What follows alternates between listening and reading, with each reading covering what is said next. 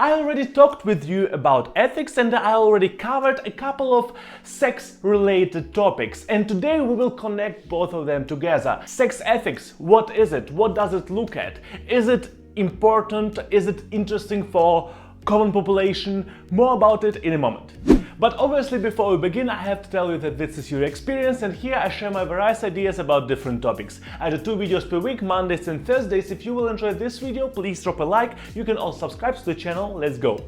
As obviously needed, we will start with the definition. Sex ethics is official definition, but in my own words, sex ethics is a part of overall ethics which is related to sex-related topics. So basically people who are participants of sex ethics, they are trying to understand why do people think that something is appropriate or not appropriate for sex or sex-related stuff. Why is something good and why is something bad in sex? And based on it, people can also research, if I can call it research, sex morals. So how people actually decide or what people actually consider being good or possible or like legal sometimes in terms of sex, and what is bad in terms of sex.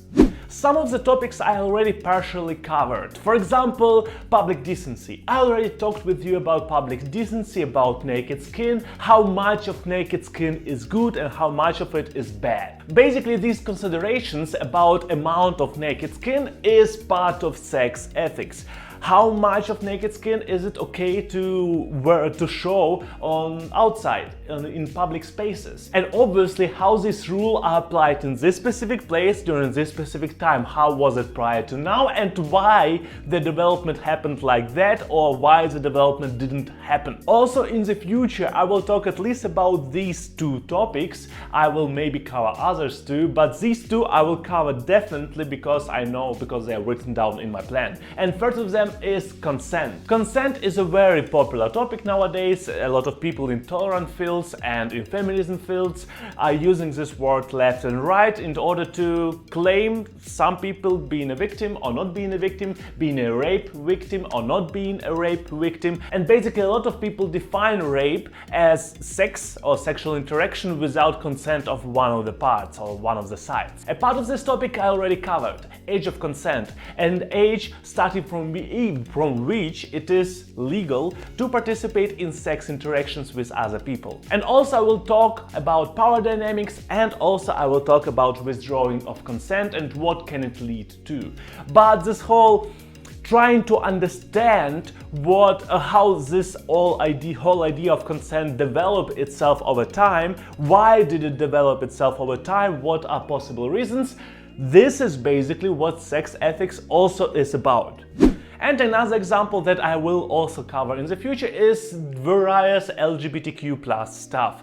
Homosexual sex and marriage, bisexual, open relationships, gender and transgender people. All of that is also covered by sex ethics. So actually not all of that by definition, so sex ethics doesn't define homosexuality, but sex ethics tries to understand how people interact with homosexuality in the society, or with genders in the society, or with open marriage or open relationships in the society. And some topics I will discuss today, or I will rather show them from the perspective of sex ethics. And the first topic is pre- and extramarital sex. That is how it is written down. So premarital sex is a sex prior to marriage. And depending on the time, depending on the culture, depending on the country, people thought differently about stuff like that. During some times it was sinful. It is still sinful in different various countries, but for example in Europe it almost isn't like that anymore. And speaking of something being sinful, obviously great influence on sex ethics and also on how people interact with sex or sex-related topics has religion, or at least had religion. Nowadays the influence is not as high as it was like 100, 200 years ago. But coming back to the premarital sex, it is sinful in some countries during some times, and also it is not legal in some countries during some times, and even now In some countries it is not legal to have premarital sex. Normally these countries are rather on the conservative side, and their religion has strong influence on how laws are created. But overall, premarital sex is something that became more normal since like 50 years or stuff like that. Still, there are people who are more on the conservative side, but overall, premarital sex became, if you want to do it, do it. Which obviously doesn't apply to the extramarital sex. Extramarital sex is sex during marriage, so you have a partner, like a fixed partner, but sex that you are having is not with this mentioned partner. It is with a person outside of your relationship. Again, depending on the country, on the time, on the culture, it will be considered cheating, and it's still considered cheating to have sex not with your partner, with a person outside of your partnership. But throughout the history of humankind and also in modern times, we see more and more people doing extramarital sex. And there is also important to make a distinction between consensual, so all parties know about the sex, and non-consensual. Non-consensual extramarital sex is basically what we consider cheating. So one partner doesn't know that another partner is having sex with some person outside of their marriage. And extramarital sex with consent is considered open relationship or maybe open marriage. So in this situation, both parties know that one of the parties having sex with a person outside of the relationship. And even though here's everything consensual, it doesn't mean that society agrees with that being like good. Obviously, depending on the country, culture, the relationship between open relationship and society will be different, but even in modern Western European countries, there are a lot of people who consider open relationships as sinful, and in some countries open relationships are illegal. Yeah. Another interesting topic in terms of sex ethics, so is it good or is it bad, or why is it good or why is it bad, is prostitution. Is basically selling sex.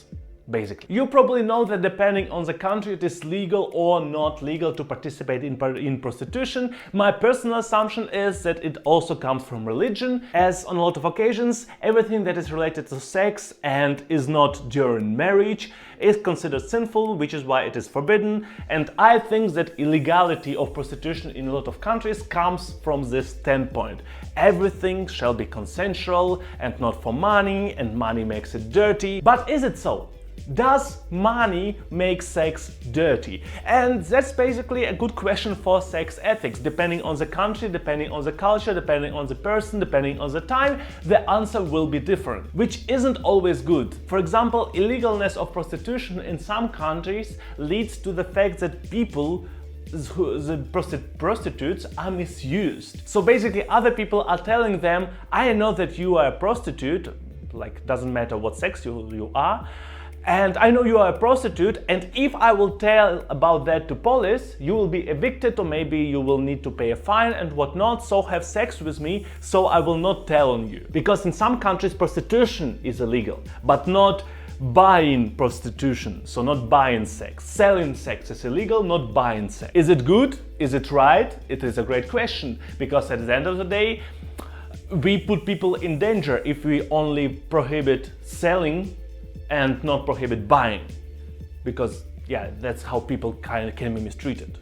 But overall, that's like a lot of examples of sex ethics and what sex ethics applies to. I wanted to make a short video about that. I think this video is not very long. It's not very long, I think. And I wanted to do it because I found out that it exists, and I find it interesting, and I think it is interesting point of view, and it's something that more people shall consider, in my personal opinion. Because as you know, sex is a forbidden topic, sex is a taboo topic, and if more people will try to understand why is sex forbidden topic, shall sex be forbidden topic, what parts of sex, like sex-related topics, what kind of sex-related topics shall be forbidden and what not, is there anything universal about sex-related topics? If more people would think about that, I think it would be better for our overall relationship with sex and sex-related topics. Because nowadays it is more like, I close my eyes and hope for the best. That's pretty much it. I hope you enjoyed the topic. If it is the case, please drop a like and also subscribe to the channel. Except for that, you can also leave a comment and like, comment, subscribe. Yeah. I see you on Monday. Have a great weekend.